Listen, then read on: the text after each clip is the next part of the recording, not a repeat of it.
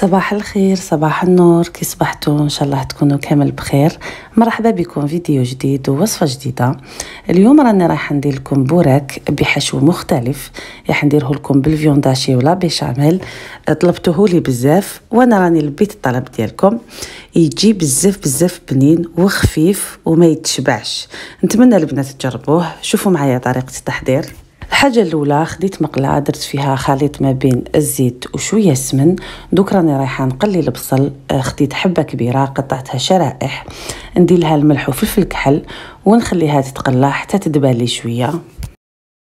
من بعد نزيد اللحم المفروم. انا البنات درت كميه قليله، حوالي 25,000 ولا 30,000 يعني الماكسيموم. نزيد نخليه يتقلى مع البصل حتى يدخل له طياب. وكما قلت لكم هاد البوراك راح نديرو بلا بيشاميل. خديت مرسو تاع لا مارغارين كي دابلي، زدت له غرفه كبيره تاع الفرينه. نقعد نخلط غير بالفوي باش ما يجونيش هذوك التكتلات. من بعد نزيد الحليب تدريجيا. وبالنسبه للتوابل ندير ملح وفلفل كحل، واللي عنده جوز الطيب يزيد يديرها على خاطر بزاف بنينه في البيشاميل. انا ما كانتش متوفره عندي.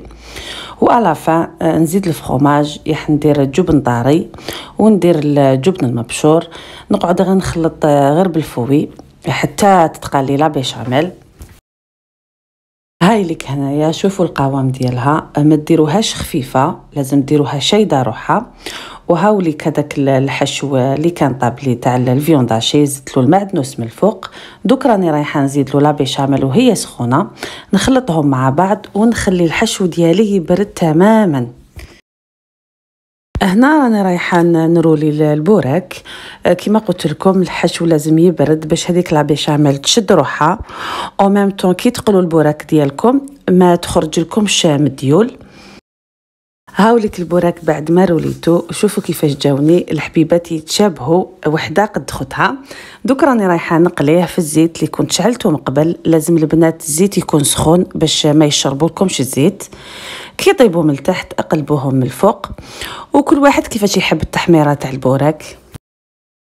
هاوليك البوراك في شكله النهائي. شوفوا كيفاش جاني ما شاء الله. حمرته بالطبع والشان، درت له ربيطه صغيره تاع المعدنوس مع القارص. كيما نعرفوا البوراك يحب القارص. وهنا راني رايحه نقسم لكم حبيبه باش تشوفوا كيفاش الحشو شايد روحو. يعني هذيك لا بيشاميل كي درتها ثقيله وخليت الحشو برد تماما. شوفوا كيفاش جاني ما خرجليش من الزيت. نتمنى البنات تجربوا هذه الوصفه. ما عليا غير نقول لكم اتهلاو في روحتكم وصحه فطوركم.